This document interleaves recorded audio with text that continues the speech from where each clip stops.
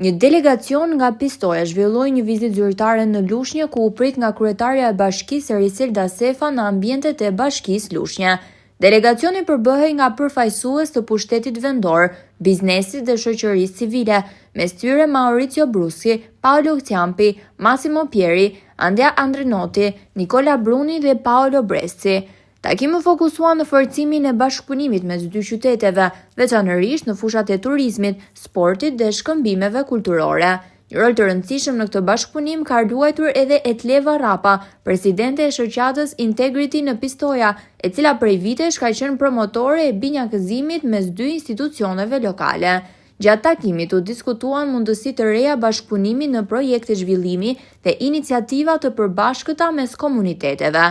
Pala italiane vlerësoi potencialin që ka Lushnja në bujqësi, turizëm dhe shkëmbime kulturore, ndërsa bashkia theksoi rëndësinë e forcimit të marrëdhënieve me partnerët ndërkombëtar për zhvillimin e qytetit. Vizita u konsiderua një hap i rëndësishëm drejt thellimit të bashkëpunimit mes dy komuniteteve.